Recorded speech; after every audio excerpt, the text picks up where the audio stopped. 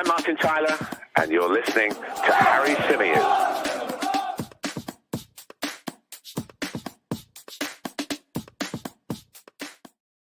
Good morning, people. How's it going? Welcome back along to another edition of the Chronicles of a Gooner, the Arsenal podcast, part of the 90 Min Football Network. As ever, I'm your host, Harry Symeou, and on this edition of the show, we're going to be looking back on Arsenal's 4-0 win over Everton, the Gunners exacting revenge over Sean Dyche's side, and in the process, opening up a 5-point gap at the top of the Premier League between ourselves and Manchester City. Add to that, Tottenham got dumped out of the FA Cup. Pretty decent night at the office, wasn't it? For the Arsenal faithful. Hope you're all good. Hope you're all well. Plenty of you with us in the live chat, as always, which is great to see. I'm going to say a few hellos before we dive into the chat. Big hello to Des, to Matt, to Popeye, to Temi, to Mr. E, to Henry, who says, good morning, H. I had a butcher's for you last night, but you must have been in the posh seats again. What a captain and what a team. North London forever. Come on, you Gunners. Yeah, I was in the press box yesterday, which is why you wouldn't have seen me in my usual spot. But do you know what? I'm really privileged to do the job I do. I love it. But there are times where I look over to the North Bank and I'm like, yeah, I wish I was there. I wish I was in the mix. I wish I was in the middle of that. I'd prefer to be there. And last night was one of those times. There's been a few of them this season, if I'm being completely honest. And the other thing about my job, which it's not a negative, because as I say, I love the job that I do. I'm so lucky to do it, so fortunate to do it. But the other thing that I feel like we've lost a little bit is the ability, obviously, to put out podcasts on the same night of the match. And the reason for that is because, and I feel like I owe you guys a little bit of an explanation, because in the past, I used to come home from a game, log on, whatever time it was, even if it was 11 p.m., 11:30 p.m., and we'd smash out the reaction podcast. But unfortunately, because of the demands of my job, I don't get out of the ground now until really, really late. I often have to stay back. For example, last night, we had the press conference, and then I had to do a radio hit after 10:20 p.m. So by the time I got out of there, packed my stuff away, and got home, it was midnight. And obviously that is not a time to be sitting here doing a podcast when you got to get up at 6 a.m., 6:30 a.m. the next day. So I felt like I owed you guys a little bit of an apology on that, or at least a bit of an explanation as to why that's changed a little bit. We do still get the instant reaction stuff out, which goes exclusively to our members on the Another Slice platform. You guys would have seen that yesterday. Playing around with the format a little bit. Initially, it was just player ratings. Last night, I did instant reaction plus player ratings. Let me know what you guys prefer, and we'll kind of stick to that format. But yeah, we're here now, Thursday morning, bright and early, looking back on this one. And what a big win it was for the Gunners. A few more hellos. Tom, Zebic, Popeye. I said Popeye already, didn't I? Mr. Marlowe. We've got John Torre. Fieldstadt is with us. We've got Graham, who says, chill, Harry. It's all good. Thank you, mate. Appreciate that. And CB says, no problem, Harry. Keep up the good work. Some of you saying no sound. Really? I can see the sound coming through. Are we sure? Give me a second. Hold on. Let's see what we got going on here.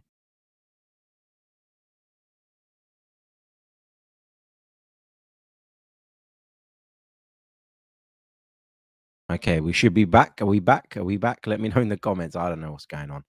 Gremlins. Everyone's saying good to me. Okay, here. So some of you throw me off, made me jump out the stream and back in. Anyway, let's get into it then. Sound is fine. Says Terry, says Afsar, says Popeye, says Graham, says Orange. Damien, what are you doing, man? What are you doing? Making me jump out and back in. Anyway, look. Let's get into the game, because I have to say, I thought this was going to be a difficult game for Arsenal. I thought that we were going to struggle to break them down. I thought that we were going to have to be patient, and I thought that we were just going to have to take our moment when it came.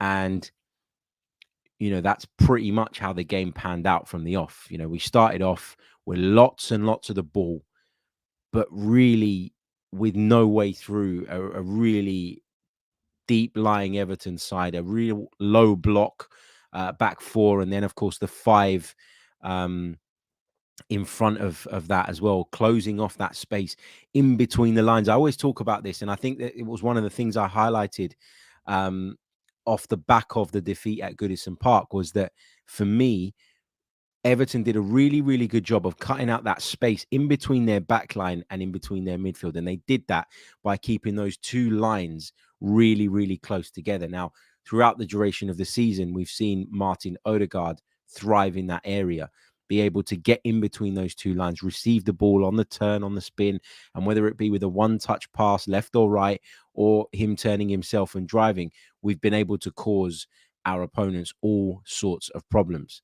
Everton recognized that when we played them back at Goodison Park less than a month ago, and they got plenty of success in playing that way, and so decided to do that again. And it was really difficult for Arsenal to create those spaces. There was the odd occasion in the first sort of 30, 40 minutes where we'd create an overload, at least temporarily, on one of the flanks, and we just couldn't move the ball quick enough, or we just couldn't find the killer pass at the right moment to be able to kind of take advantage of that.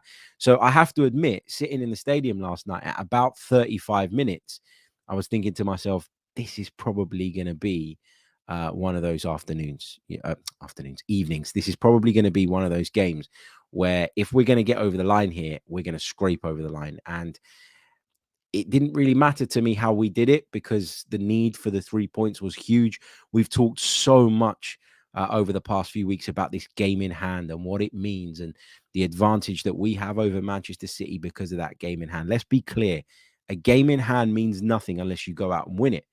Without the points being on the board, game in hand is nothing. So we had to win the game yesterday. And although the start, I don't want to say the start was bad from Arsenal, because I thought Arsenal moved the ball well. I thought Arsenal were doing or trying all of the right things. Arsenal didn't really give up anything in terms of chances the other way. So you can't knock the defensive performance in that first 35, 40 minutes. But there just wasn't that ability to break through them with the regularity that we'd have liked. And, that was always going to be the case for a period in that game, until we broke the deadlock, until we broke their resistance. And often we talk about in football, magical moments. You need players to grab the game by the scruff of the neck. We've talked about it many times this season. Players sometimes just need to step up to the mark. They just need to trust in their quality. They need to use their individuality to make the difference and put you in a position from where you can go on and win a game. And when that ball found its way into Bukayo Saka in the penalty area, that was exactly what we saw. The way he takes the ball, the way he spins, and the way he recognizes the angle is against him, and maybe going across the goalkeeper is not the right way to go, and then fires into the roof of the net, similarly to the way he scored against Leeds, wasn't it, at Ellen Road.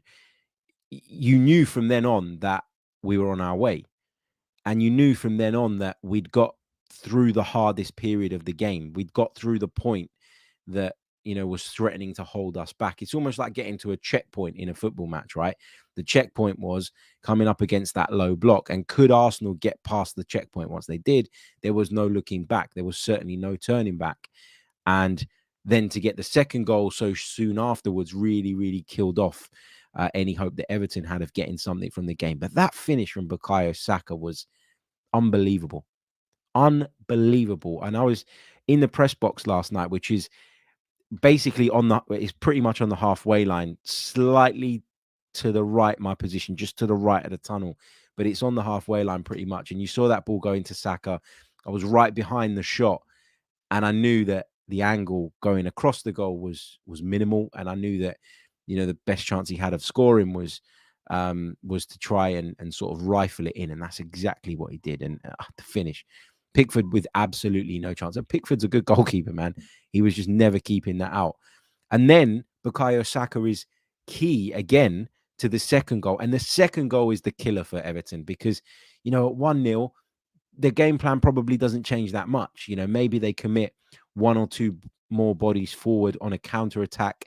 Maybe they stick to the game plan for the most part and just look to dominate in set piece situations, look to win or earn set piece situations from which they can potentially find that equalizing goal. But once you get a second, then, the game plan that Sean Dyche would have been working on all week, it goes out the window. It's ripped up, it's in the bin, set it on fire, whatever you want to say. It's done and dusted. And from then on, they have to completely change. And Everton, I don't think in this current iteration are capable of doing that. I don't think Sean Dyche had a plan B, really. It was a bit of a free hit for Everton in that you're going away to the league leaders. You're in a relegation battle. This is not the type of game that's going to define Everton's season. But if they could be dominant defensively, if they could keep us out, if they could earn some sort of result, they'd have ended up taking great confidence for it, I'm sure, and also potentially earning a point that could prove invaluable at the end of the season. But once we got the second, it was really game over. And I thought the fact that Bukayo Saka read that Idrissa Gueye had just sort of, got caught in two minds as to what to do with the ball. He just got a little bit lackadaisical in and around the penalty area. The fact that Saka sensed that and reacted before anybody else to help it on to Martinelli, who then goes and scores, again, highlights the elite level of Bukayo Saka and the player that he's become. One of the best in the world in his position right now in terms of outputs, but also in terms of what he gives to the team. But it also highlighted the desire or the cold-blooded nature is a way I kind of want to put this, of that Arsenal front line at the moment. When they're at it, when they're chomping at the bit, when they are firing, how can you stop them? It only takes the slightest bit of indecision around your penalty area, and Bukayo Saka's nicked it. He's nicked it. He's put it on a plate for Martinelli, who is also full of confidence at the moment, brimming with confidence after a difficult period. That's 4 goals in the Premier League now in 3 games for him. And he finishes and makes no mistake, and obviously makes it 2-0. And at that point, you go in at half time, and genuinely, like, sort of walking down the stairway into the media room at half time, I was like, yeah, this is done. This is over. Game over. Because there has become a bit of, there is, I should say, I'm mincing my words today a lot. There is a sense of inevitability now about this Arsenal side. People trust in this Arsenal side. We believe in this Arsenal side. And more so than just believing in ability, we believe in their attitude as well, in the mentality. And that is so, so important, because it's not that Bukayo Saka is a wonderfully technically gifted player that Arsenal scored that second goal. It's a combination of quick thinking, so being sharp, being focused, and having that cold-blooded nature and ruthlessness to be able to nick in and take advantage, capitalize on a team's problems. I talked in the preview show about the need to kind of capitalize when you're playing against the weaker sides. You need to sort of make them feel uneasy. You need to make them feel uncomfortable. You need to capitalize on the insecurity that they feel and in the lack of confidence that they'll be obviously suffering from based on where they are in the league and what their situation looks like. And if you can make it uncomfortable for them from the off, they don't ever believe that they've got a chance of winning the game. If you allow teams to grow into games and you allow them to grow in confidence, then all of a sudden you can get to 60, 70 minutes at 0-0, and the confidence levels are not necessarily equal, because you look at Arsenal at the top of the table and Everton sort of sitting down at the bottom, but that gap closes. And when that gap closes in a one-off game, there's a lot that can happen. So, yeah, the first half ended brilliantly. I don't think it was bad leading up to that, but it ended brilliantly. And that obviously sparked what was probably the best performance I've seen from Arsenal in the second half of that game. Totally dominant, totally in control, incredibly creative, playing with an unbelievable intensity. I think Sean Dyche made a comment after the game about how even, at sort of 4-0, 3-0, whatever it was at the time, there were Arsenal players sort of swarming around everybody in Everton blue, trying to stage a potential counter-attack, because Arsenal were desperate to keep that clean sheet. Got to give a shout out to Aaron Ramsdale as well. He made a really good save in the second half, and then a recovery save as well off the rebound to kind of make sure that he held on to that clean sheet. But the defense yesterday, I don't think put a single foot wrong. I thought Ben White was a bit sloppy in possession in the first half at times, but defensively he was okay. I thought William Saliba was fantastic, really composed, read things brilliantly. Neil Maupay, not the biggest striker to deal with, but Saliba won every duel when Everton did go that little bit more direct. He had to challenge for balls with Dwight McNeil at times as well. Gabriel, immense as he has been for most of this season. He has had his moments, Gabriel, but overall he's turned out to be an incredible centre-half. And there was obviously a story doing the rounds yesterday. I'm sure many of you saw it, about how he actually nearly ended up at Everton. So, yeah, thankfully we were able to get hold of him prior to them, because I tell you what, if Everton had Gabriel now and he was on the transfer market, you'd be talking 70, 80 million pounds. That's how impactful he is. That's how good he is. And he's still got a long way to go. He's still relatively young as far as centre-halves go. And that's the beauty about this Arsenal side.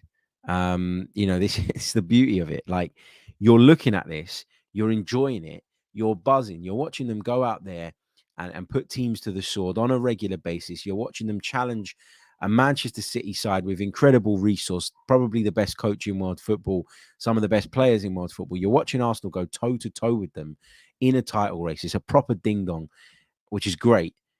But you also know that there is more to come from this Arsenal side. You look at that team and you still know or believe that we can go further, and there is more to come. And that is perhaps the most exciting thing about all of this. The first 40 minutes, I said it wasn't bad. It wasn't bad. But we know we can do better. I don't think we could have done better than we did in the second half. Maybe we could have put the ball in the net a couple more times. But in terms of the performance, the chances created, the dominance, it was 10 out of 10. And to be able to see Arsenal kind of, to be able to get over the line or capitalize on the moments, be efficient in the penalty boxes, as Mikel Arteta puts it, and then use that as a springboard to go on and completely annihilate a team after that is obviously brilliant to see. I want to talk a little bit about the midfield situation, because Mikel Arteta said in his press conference after the game that Jorginho wasn't feeling very good, wasn't feeling very well. I'm not entirely sure what the situation was with Jorginho. Was he unwell? I don't know. What was that partly why he wasn't as effective as he has been of late? I think what last night highlighted, and we've talked about this over and over again on here, is that Jorginho, as much as he's a better player than El Neni, a better player than Lokonga, and a much more capable deputy to Thomas Partey, he isn't Thomas Partey. Okay, and I thought Arsenal did a really good thing last night in obviously getting to halftime and going, yep, whatever the situation is with Jorginho, whether he's unwell or not, whether it's just Mikel protecting him, or whether it is that Thomas Partey, who Mikel Arteta referenced in the build-up as being a little bit under it in terms of his fitness, struggling a little bit in that sense and needing to get minutes in sort of under his belt in order to kind of get back towards his best. So did Mikel Arteta plan to make that substitution at halftime anyway? Did the 2-goal lead give him the encouragement that, Partey could come in, wouldn't necessarily have to give it 150%, and therefore it was a good time to get minutes under his belt? I don't know if it was pre-planned. I don't know if it was something that Mikel Arteta decided at the break on a whim, or decided when Arsenal took that 2-goal lead, but I thought it was a brilliant piece of management. Now, obviously, those types of things, they have the risk of going wrong. And when they do go wrong, nobody has much sympathy for the manager. Everybody piles in and says, oh my God, Mikel Arteta, what were you doing? But Thomas Partey clearly needs the minutes. Mikel has told us that himself over the last few days. And he looked at the situation, thought this is a game state now, which would allow Thomas Partey to come in and build up that fitness. And in Thomas Partey coming in, and I know the game was a bit different at that point, right? And you have to factor this in. When Jorginho was playing, barring the last 5 minutes of the second half after we'd broken the deadlock, Everton was sitting with a low block. Everton were making it incredibly difficult. There maybe wasn't enough movement ahead of Jorginho, in my opinion. You could see him at times getting on the ball and getting a bit frustrated by maybe there not being enough options. I felt like Arsenal sometimes took an extra touch, and that just slowed things down and allowed Everton to sort of shape shift and shuffle across and defend effectively. But in the second half, obviously the game was different, and they had to be a little bit more open, and that created spaces for whoever played in that midfield position. And then you'd see sort of the wide players pulling out even wider because they could sense the space there. And then that would allow whoever was playing in that midfield to just clip balls out left and right. Fantastic stuff. But regardless of the game state being a little bit different, which you have to factor in for context, Thomas Partey showed last night why he's on a different planet to anybody else that we have in that midfield area. Defensively, incredible. So strong in the tackle. Reads things fantastically well. On the ball, wonderful footballer. Breaks lines. Picks people out in the wide areas. Senses and spots opportunities to create overloads in areas very early and makes those happen. Has the quality to then execute that stuff. It's yeah, it was just a reminder for people that maybe have got a little bit carried away with Jorginho, that actually Thomas Partey is the main man in that midfield. And if he's back ahead of the weekend against Bournemouth, obviously we've got that game to come on Saturday. He's got 45 minutes in the tank, so you'd think that he could play from the off against Bournemouth. You've got Jorginho there if the game state allows you to make that change later on in the game, potentially. And then you factor in that Gabriel Jesus is still to come back as well. You have to be excited. You have to be confident in the fact that we can take this title race all the way to the end. Now, I'm not even going to, at this point, sit here and say that we're going to win it. 5 points is not a big lead at all. Not when you're being chased by a side as good as Manchester City. So it would be wrong of us to get carried away. It would be wrong of us to get ahead of ourselves. But winning that game in hand was a massive step in the right direction. It really, really was. Let's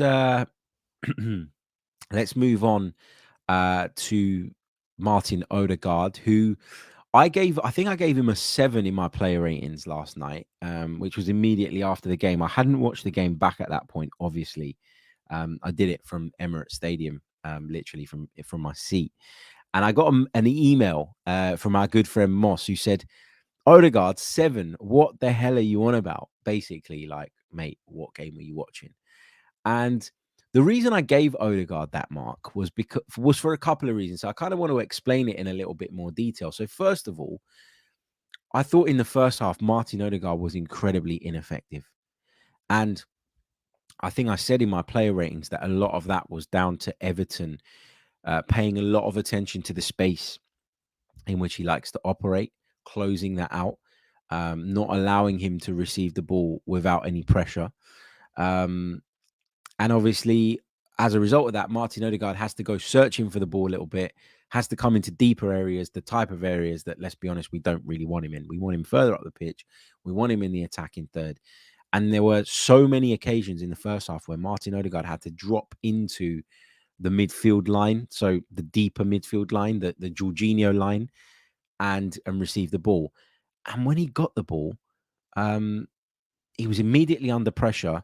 And after a few sort of loose touches and maybe his confidence taking a bit of a bashing, he was then just popping the ball back to wherever it came with a first touch, with a one touch. And that wasn't really helping us in terms of penetrating that Everton backline and that resistance. So I thought in the first half he was ineffective. And I did go in at halftime thinking, I want to see more from Martin Odegaard.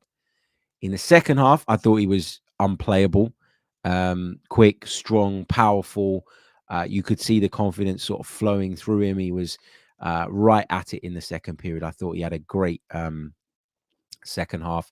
And then he gets the goal. And after the goal, his level raises even more. And you can see what confidence does for players, can't you? That was a real good example of that with Martin Odegaard because, yeah, his performance was unreal. It really, really was. I really, really enjoyed it. And yeah, pleased to see him sort of picking up in the second half and taking it up a level.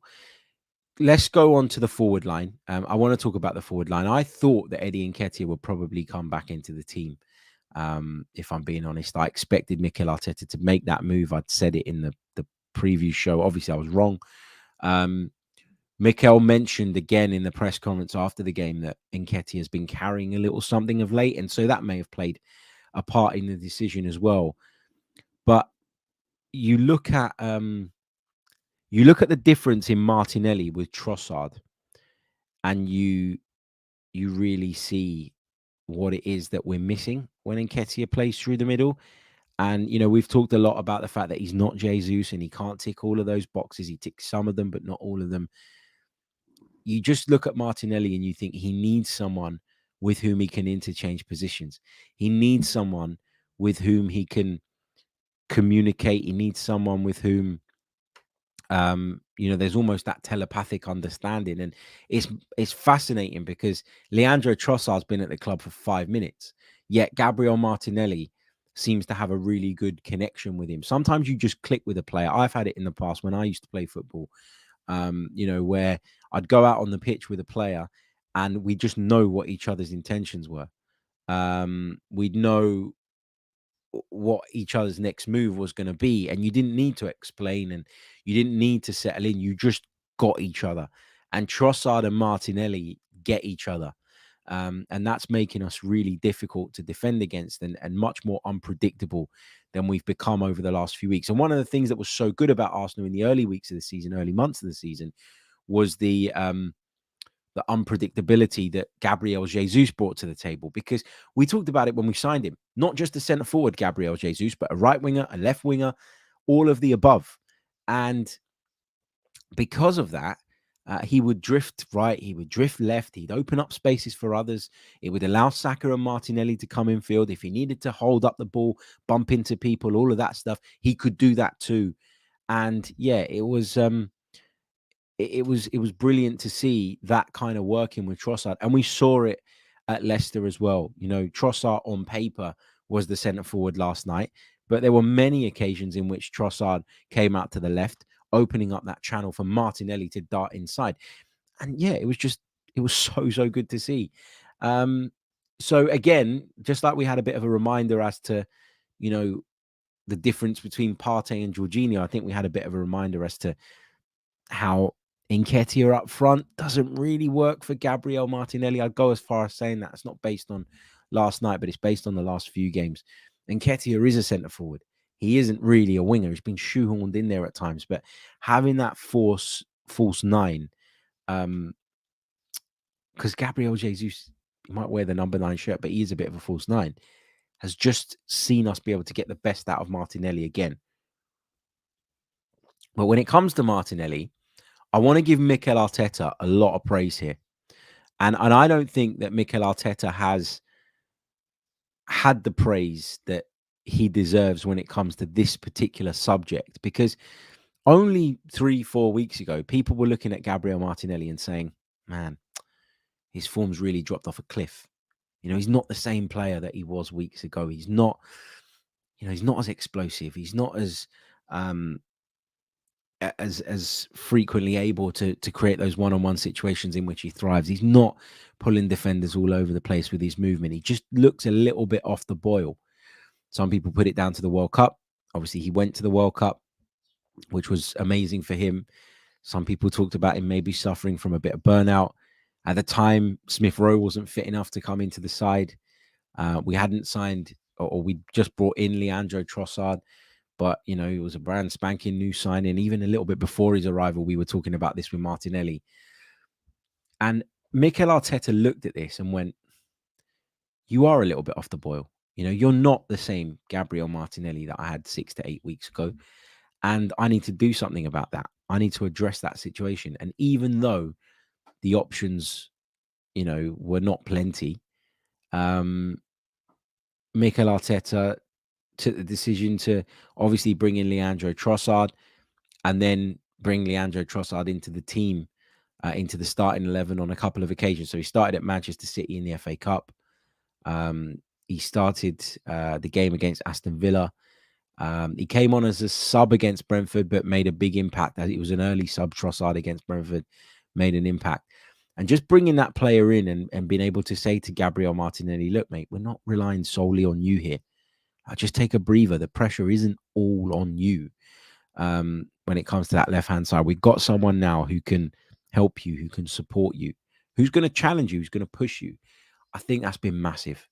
So the signing of Trossard, huge.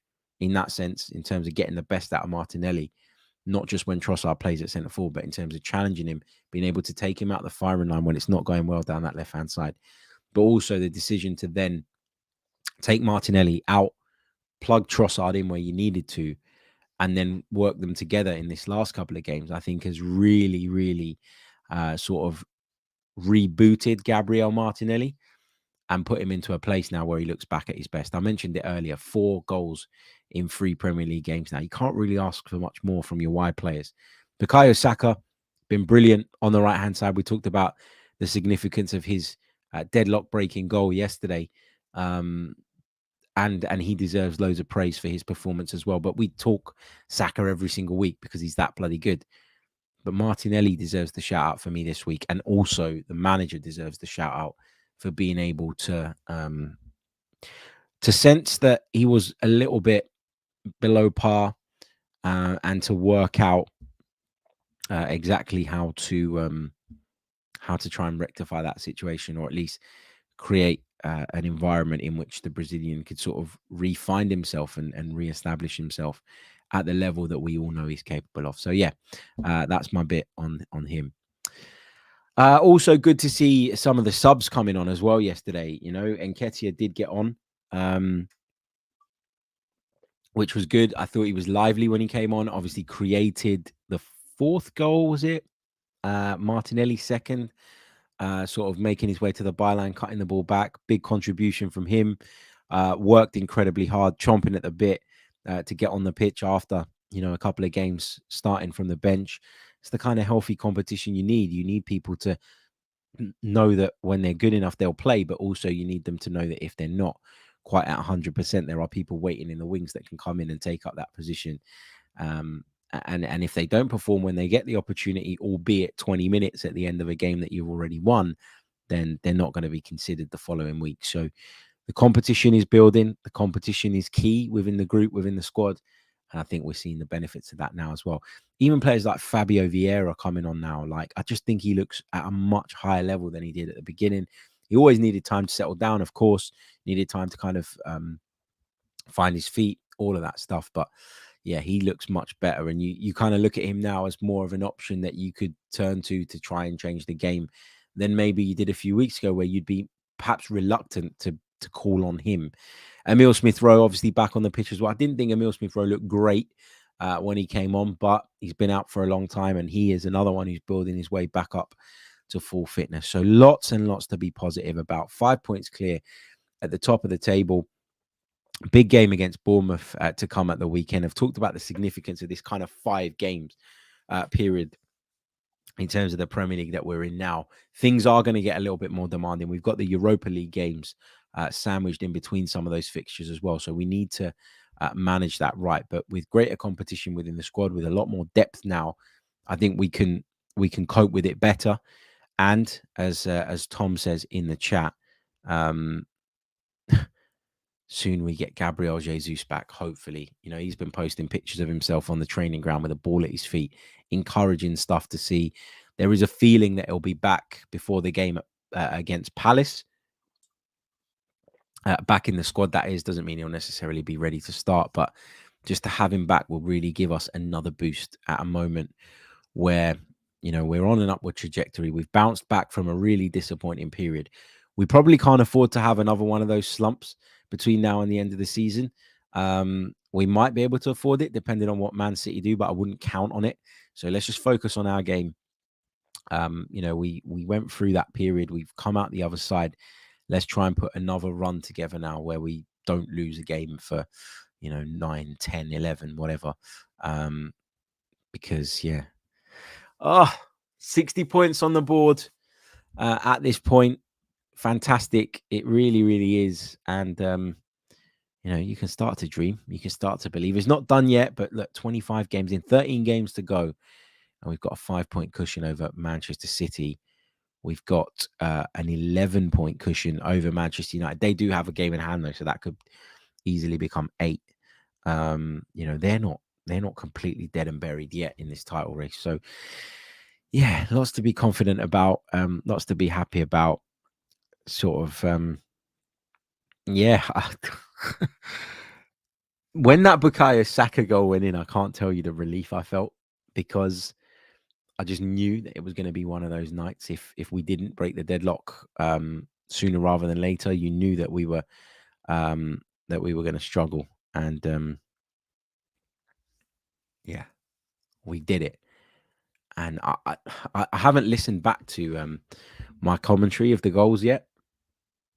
I'll probably listen to it today at some point, maybe on my train journey or whatever. But somebody told me that was sitting next to me in the press box that I screamed like a child when Saka scored that goal, because I knew how much it meant. You know, the second goal, we enjoyed it, obviously, but because of the whole VAR intervention, it kind of took away the gloss a little bit. Like, it wasn't that bang into the top corner, let's all go effing mental. It wasn't quite that. But obviously a goal that meant a lot as well, and a goal that we celebrated once we eventually found out that it was going to stand. And see, that was the benefit of VAR. You know, the linesman can be forgiven, I think, for putting the flag up there. It was incredibly tight, but that's what we got VAR for. You know, to be able to get those decisions right when we need them, and to be able to draw the lines, something that they obviously forgot to do in the game against Brentford. But yeah, is what it is. We move forward, and hopefully we won't be looking back anymore. But yeah, great game, great result, great performance. Thomas Partey back shining. Gabriel Martinelli continuing his excellent form. Leandro Trossard still showing everybody what a good signing he was.